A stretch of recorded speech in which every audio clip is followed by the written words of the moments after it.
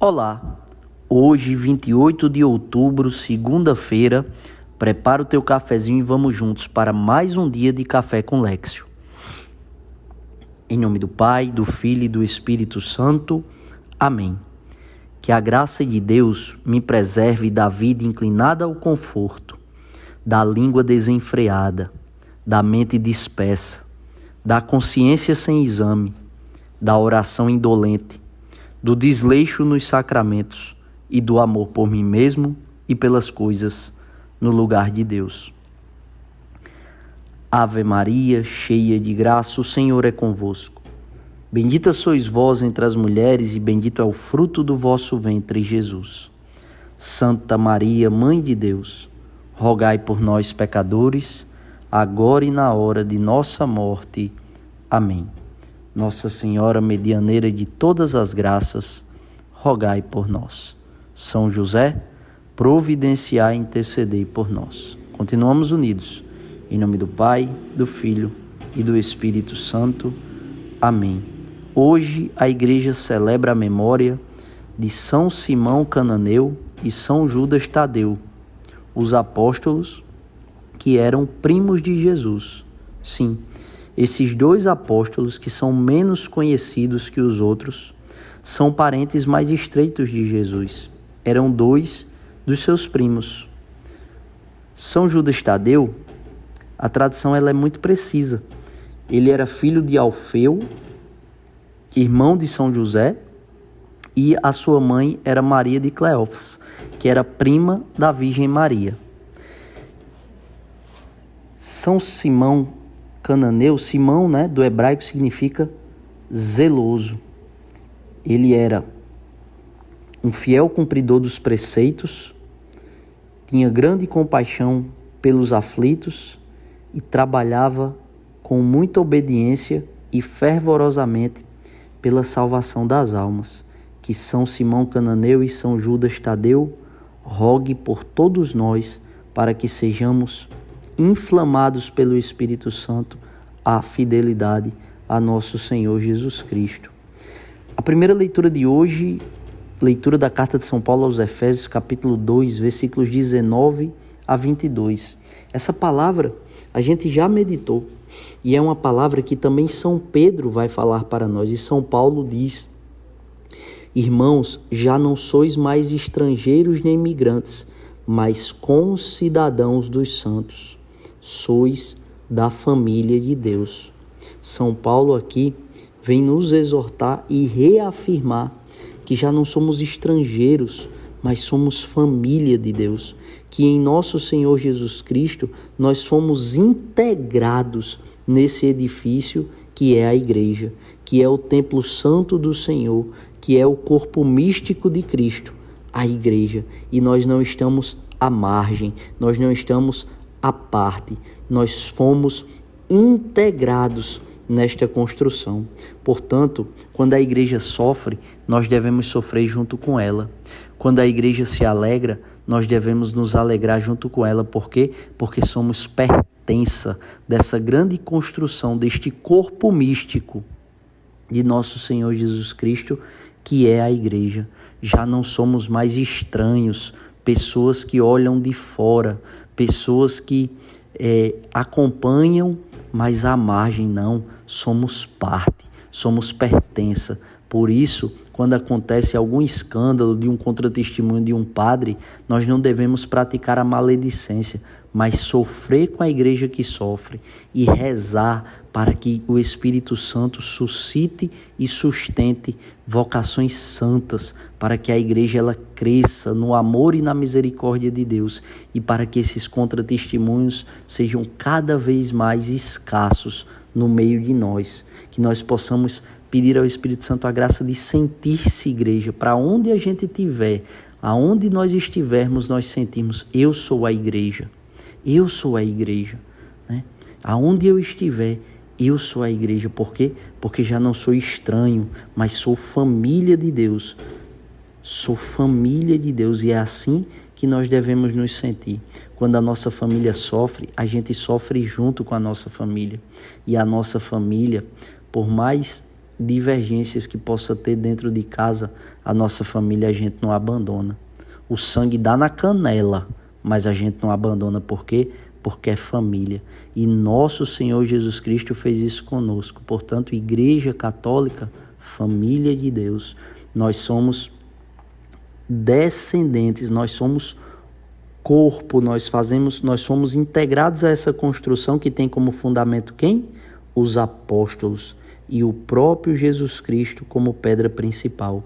É isso que São Paulo vem nos dizer, é isso que a palavra de Deus, as Sagradas Escrituras, vem nos dizer no dia de hoje, que nós possamos pedir ao Espírito Santo essa graça, a graça de nos sentirmos pertença e de ter essa consciência. Aonde eu estiver, no meu ambiente de trabalho, eu sou a igreja. Quando eu estiver num lugar que não tiver ninguém olhando para mim, eu sou a igreja. Dentro da minha casa, eu sou a igreja.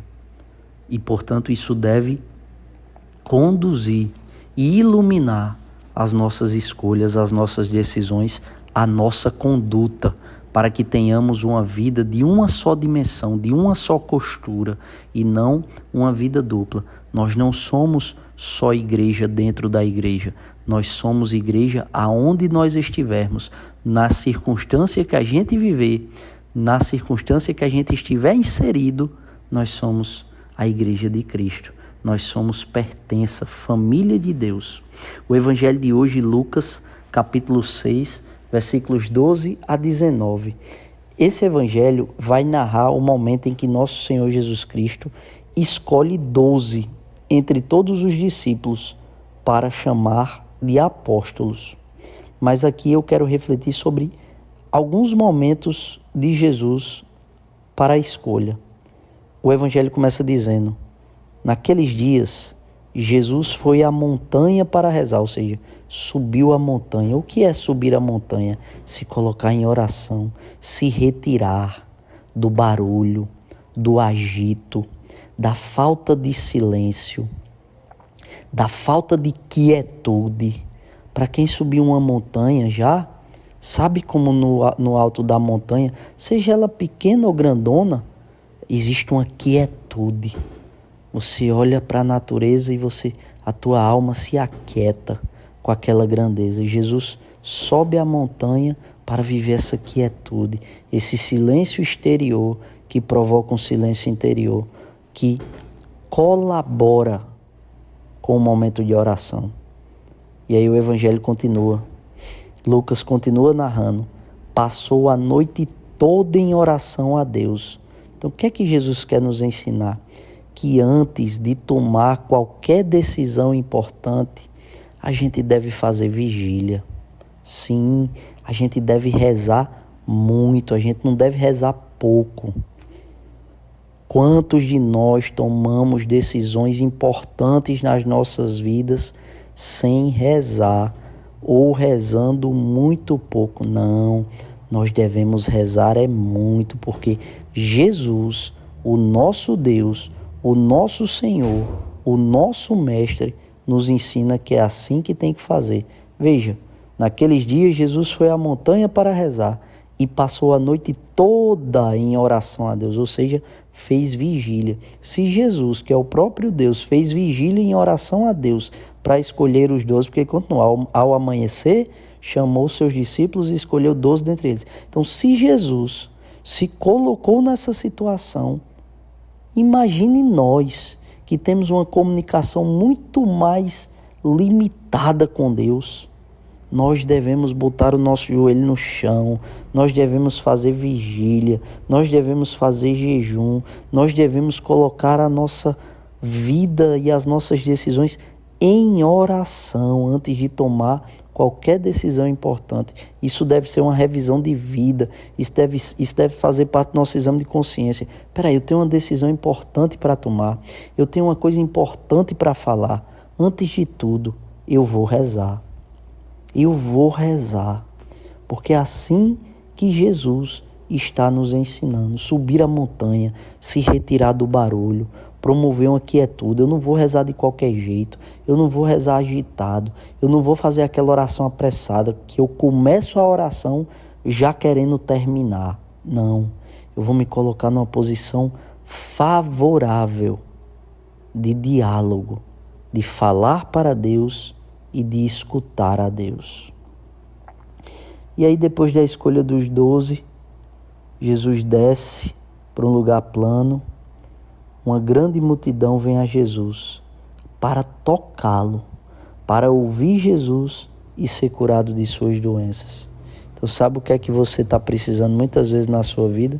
Você acha que é resolver o problema financeiro, você acha que é receber aquela promoção, você acha que é comprar aquela casa, aquele carro, adquirir aquele bem. Você acha que é isso.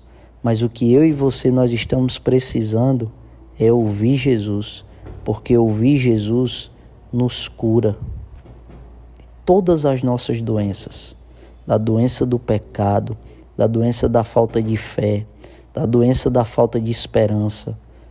Sabe o que é que cura a nossa doença da ansiedade? Ouvir Jesus. Ouvir Jesus nos cura a ansiedade, porque ouvindo Jesus a gente aprende a colocar a nossa esperança em Jesus e não colocar a nossa esperança nos acontecimentos desta vida terrena, nos bens terrenos que são passageiros. E ele continua para a gente concluir a reflexão de hoje. E aqueles que estavam atormentados por espíritos maus também foram curados. A multidão toda procurava tocar em Jesus, porque uma força saía dele e curava a todos. Perceba, o que mais a gente precisa na vida: ouvir a Jesus e tocar em Jesus. A força que sai de Jesus é a graça de Deus que nós necessitamos. A gente pensa que precisa de muita coisa para ser feliz. Na verdade, o que a gente precisa é da graça de Deus, dessa força que sai de Deus para nos curar de todas as nossas doenças, sobretudo a mais grave delas, que é a doença do pecado. Para isso acontecer, precisamos subir a montanha. Precisamos botar o joelho no chão, passar a noite em vigília. O que é que isso quer dizer? Promover o silêncio, a quietude da nossa alma, purificar os nossos sentidos para que a gente possa favorecer o nosso diálogo com Jesus e, sobretudo, antes de tomar qualquer decisão importante, rezar, entregar a Jesus, falar a verdade do nosso coração e ouvir o que Deus tem a nos dizer e a nos mostrar para nos conduzir nesta vida até Ele. O que importa para nós, ouvir a Jesus, o que irá nos curar, o nosso verdadeiro bem, ouvir e tocar em Jesus.